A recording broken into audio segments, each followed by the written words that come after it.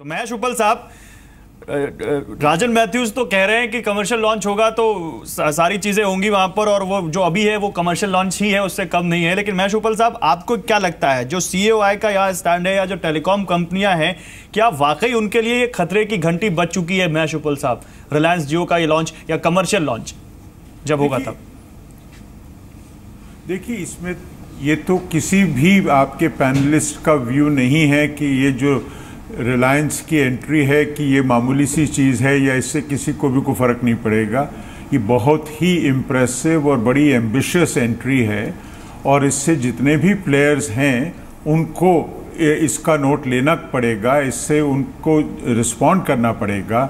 यदि जैसे उन्होंने दाम घटाए हैं तो उनको भी दाम घटाने पड़ेंगे। यदि वो क्वालिटी ऑफ़र करते हैं तो उनको भी मैच करनी पड़ेगी। यदि आप मार्केट में हैं और मार्केट में कोई भी प्लेयर आपके मार्केट शेयर या रेवेन्यू शेयर को अटैक करने में करना चाहता है तो आप उसके लिए तो रिस्पॉन्ड करेंगे, आपको प्राइस में रिस्पॉन्ड करना पड़ेगा और बाकी चीज़ों में रिस्पॉन्ड कर।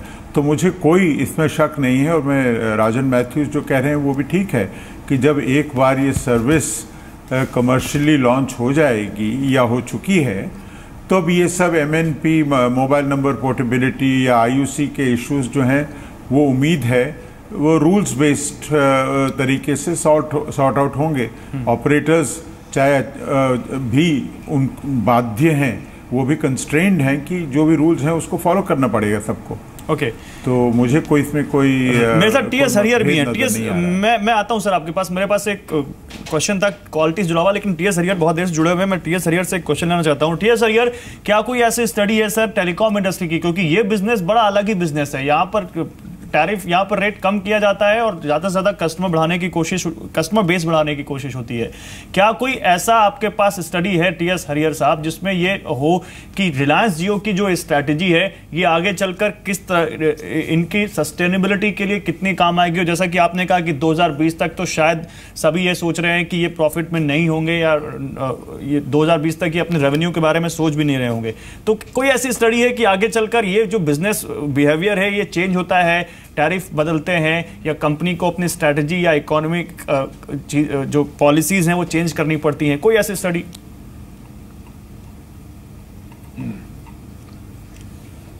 नहीं, देखिए, जैसे मैं कहूँगा दिस आर अर्ली डेज में, अभी फिलहाल तो कोई प्रोजेक्शन करना बहुत मुश्किल है, लेकिन मेरे ख्याल से 2-3 चीज़ें बहुत ही महत्वपूर्ण हैं। पहली बात तो यह है कि जहाँ तक माना जाता है कि रिलायंस जियो के लॉन्च के बाद काफ़ी हद तक माइग्रेशन होगा। देखिए, आपका जो क्लाइंट बेस है उसमें काफ़ी हद तक टेलीकॉम का रिटेल क्लाइंट बेस है और काफ़ी हद तक corporate client base is very large. और जो कॉर्पोरेट क्लाइंट बेस है वो नॉर्मली इतना जल्दी पोर्ट नहीं करते हैं फ्रॉम वन ऑपरेटर आने तक, क्योंकि लॉन्ग टर्म रिलेशनशिप होता है। तो I don't think the corporate users are going to port so easily. शायद से जो इंडिविजुअल है उनमें थोड़ा पोर्टिंग हो सकता है। दूसरी बात, ये आप हिस्टोरिकली रिलायंस देखोगे तो इनका जो मेजर सक्सेस रहा है वो इंस्टीट्यूशनल बिजनेस में रहा है, वो रिफाइनिंग हो, एक्सट्रैक्शन हो, पेट्रोकेमिकल हो। रिटेल में इनका ज़्यादा एक्सपीरियंस नहीं, ज़्यादा बैकग्राउंड नहीं है। I think retail is one area where we don't know how well और how badly Reliance is going to perform करो। तीसरी बात यह है कि data is a very different animal. Call एक तरफ, आप वॉइस एक तरफ रखिए, डेटा दूसरी तरफ रखिए। Data is different animal. जहाँ तक वॉइस का सवाल है, आपने अच्छा नेटवर्क दिया, अच्छा प्राइसिंग दिया तो you are made it in voice. Data में एंगेजमेंट बहुत इंपॉर्टेंट होता है, और इसीलिए आपने देखा होगा कि जब मुकेश अंबानी बात कर रहे थे, उन्होंने कहा कि हम आपको 10,000 मूवीज देंगे, 2 लाख गाना देंगे। ये सब एंगेजमेंट होता है। तो आई थिंक जहां तक डेटा का सवाल है, सिर्फ प्राइस काटना is not sufficient, it's more important आप कैसे कस्टमर्स को एंगेज करेंगे। तो आई थिंक भारती ने प्राइस काटा, आइडिया ने प्राइस काटा, पर ये लोग कस्टमर को किस तरह से एंगेज करते हैं, I think that will determine the shape of the industry going. Gaurav, एक बात आपने बिल्कुल सही की कि रिलायंस का जो एक्सपीरियंस है वो B2B है, B2C नहीं है। तो B2C कई बार उन्होंने कोशिश की, लेकिन उसमें काफी सफल जो है वो नहीं हो पाए, वो काफी सफल नहीं हो पाए। लेकिन इस बार का एक्सपीरियंस देखना होगा कि B2C किस तरह से लेकर के जाते हैं, किस तरह से कंज्यूमर को टच करते हैं, उनका एक्सपीरियंस जो है काफी वो एनहांस करते हैं। हमारे साथ राजन मैथ्यूज भी है। राजन मैथ्यूज, आपको लगता है कि next battle front is IUC for the telecom companies?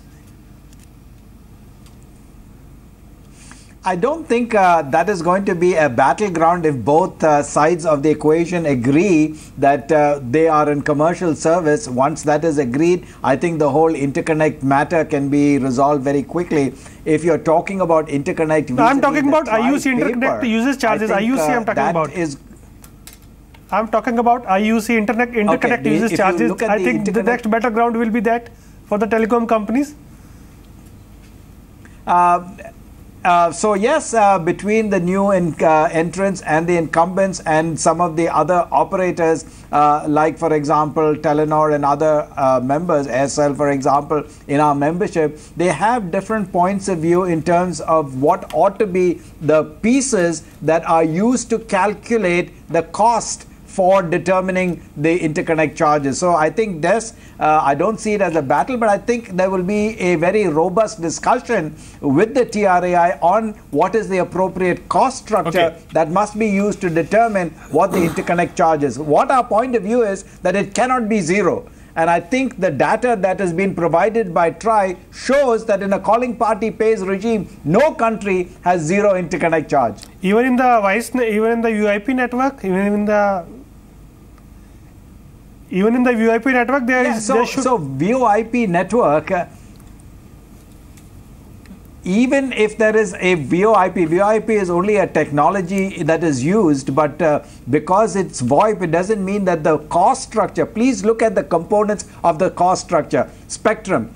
RIL and other companies acquire spectrum in a very transparent auction basis. All right, they build their networks, they get investment in equipment the same way we pay the same charges. They pay the same pretty much for their compensation, about 20%. They rent towers and build towers on the same basis as we do. So if you look at the major component pieces, they're pretty similar. VoIP doesn't have a material impact on the cost structure. Okay. आता हूं आपके पास दोबारा, लेकिन इससे पहले राजू चंद्रशेखर भी मेरे साथ जुड़े हुए हैं। राजू चंद्रशेखर, मेरा एक सवाल अलग है, बिल्कुल अलग है। रिलायंस जियो से जुड़ा है, लेकिन रिलायंस जियो के साथ साथ मैं बीएसएनएल से जुड़ा सवाल उठाना चाहता हूं। सरकारी टेलीकॉम सेक्टर की बात करें या पब्लिक टेलीकॉम सेक्टर की बात करें, बीएसएनएल की बात करें, एमटीएनएल की बात करें, तो सर इनकी हालत किसी से छुपी नहीं है। बार बार कहा जा रहा सरकार की तरफ से इनको रिवाइव किया जाएगा। जो इससे पहले मिनिस्टर थे उन्होंने कहा कि मैंने बीएसएनएल को रिवाइव करके प्रॉफिट में लाकर खड़ा कर दिया। सर जियो के लॉन्च के बाद हमें क्या इसमें कोई और बदलाव दिखेगा या वैसे ही चलता रहेगा जैसा अभी चल रहा है? नहीं, बहुत इंपॉर्टेंट क्वेश्चन है ये। और बीएसएनएल इस सब जो डिसरप्शन और ट्रांसफॉर्मेशन हो रहा है, बीएसएनएल सबसे वल्नरेबल कंपनी है, क्योंकि एक तो वो उसका जो मैनेजमेंट कैपेबिलिटी है और निम्बलनेस जो हमें इस इंडस्ट्री में, टेक्नोलॉजी सेक्टर में उनका एक निम्बलनेस और quick move, quick footed approach of companies उनका एक ज़रूरत पड़ता है, बीएसएनएल में है नहीं। And that is a dangerous thing for BSNL. और गवर्नमेंट को ये इस पे थोड़ा फोकस करना पड़ेगा कि बीएसएनएल का फ्यूचर मैनेजमेंट का मॉडल कैसे होगा। या तो प्राइवेटाइज करे या पब्लिक प्राइवेट पार्टनरशिप या प्राइवेट मैनेजमेंट को लेके आए, लेकिन बीएसएनएल आज के दिन में सबसे वल्नरेबल है। आप रहिए सर, मेरे साथ नरेंद्र तनेजा है, बीजेपी लीडर। नरेंद्र तनेजा साहब, एक कंपनी आती है, 4 साल में उसने तैयारी करती है और धमाकेदार लॉन्च करती है और ऐसा लगता है छा चुकी है वो कंपनी।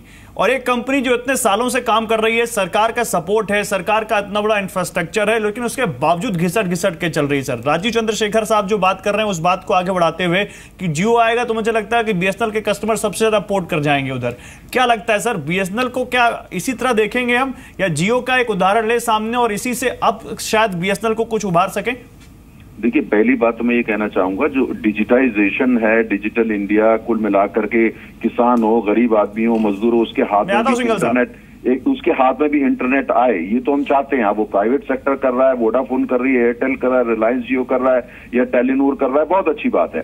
और कहीं वो कंपटीशन फेयर रखा जाएगा। पब्लिक सेक्टर कंपनी क्यों नहीं कर रही है सर? नहीं, सुनिए, सरकार ये देखेगी कि कंपटीशन फेयर हो, उससे आप चिंता ना करें।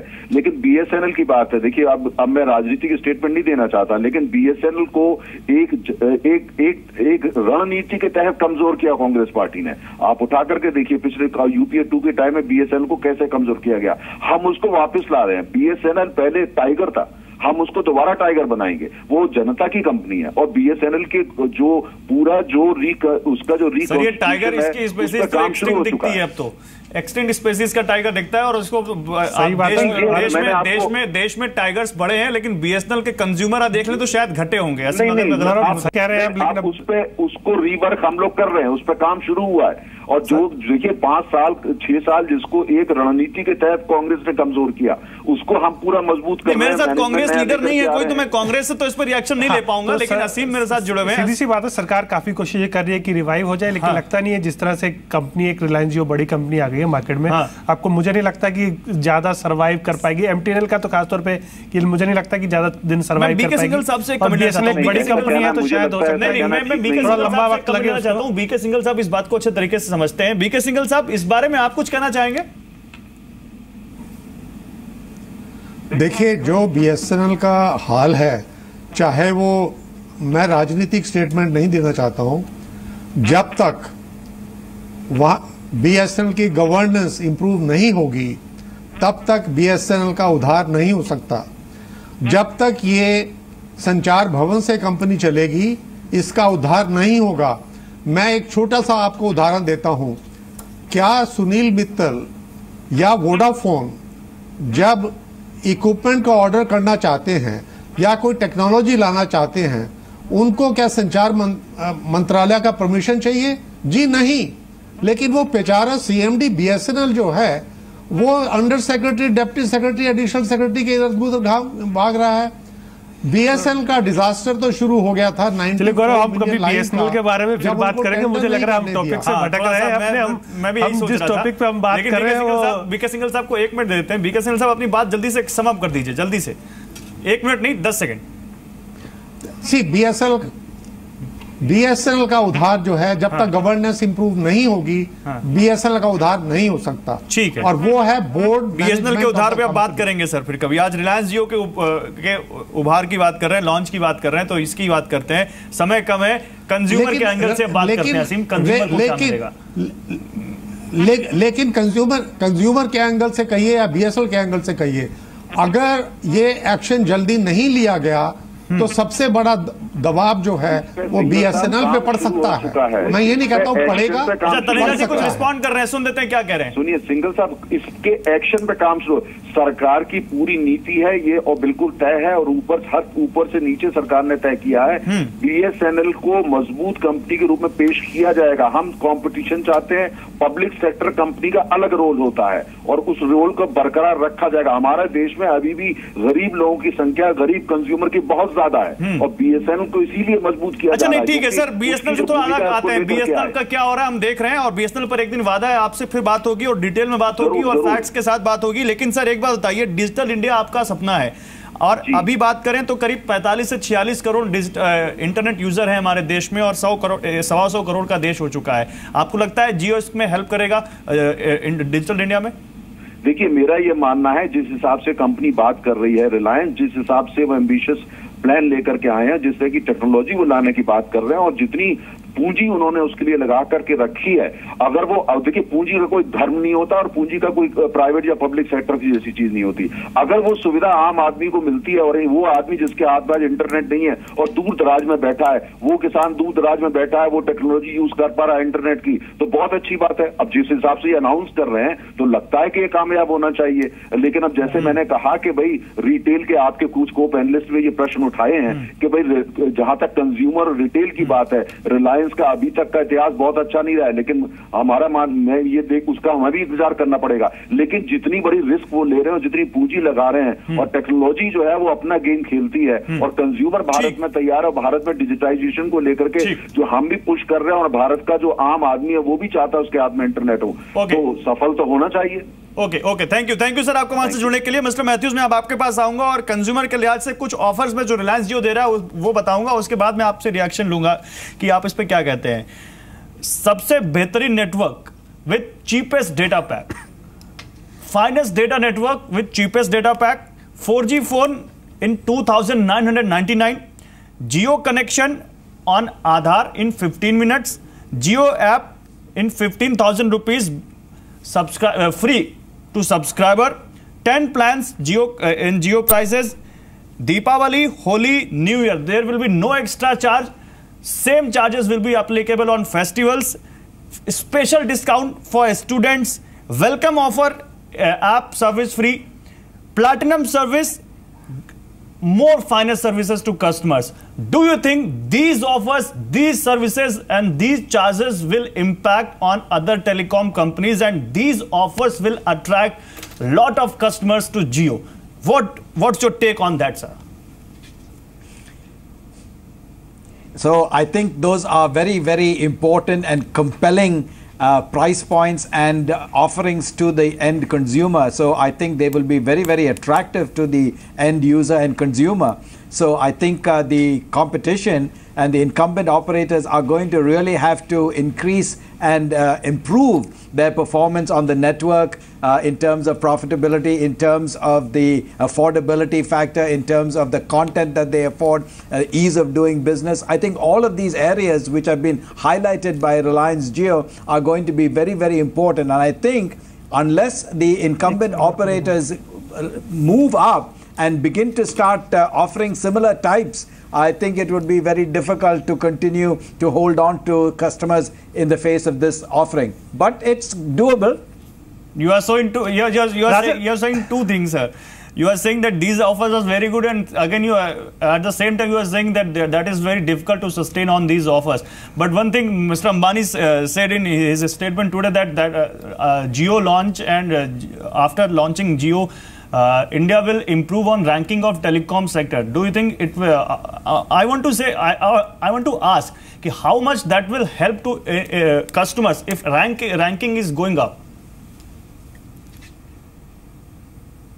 So I think it's not only going to help Reliance, it's going to help the whole industry, because one of the things that we've noticed on the voice side, when the prices came down, the volumes went up in terms of the number of customers who signed up. So I think that is going to be the significant impact that Reliance Jio is going to have vis-a-vis its offering. The whole industry is going to start moving upwards, and that is going to benefit all operators. We are only beginning the data revolution. So I think incumbent operators will begin to start making similar types of offers, will be competitive, and that will be benefit all customers across the board, and truly then we will definitely see the new data revolution emerging in India, not a question. राजन, मेरा एक छोटा सा सवाल है, आप अभी भी agree नहीं कर रहे हैं कि ये कमर्शियल लॉन्च है रिलायंस जियो का? Do you think what are the issues वाली बात कर रहे हैं, बार-बार राजन साहब को फंसा रहे हैं. I am just asking what are the issue do you think that will come, because you are still not saying this is a commercial launch.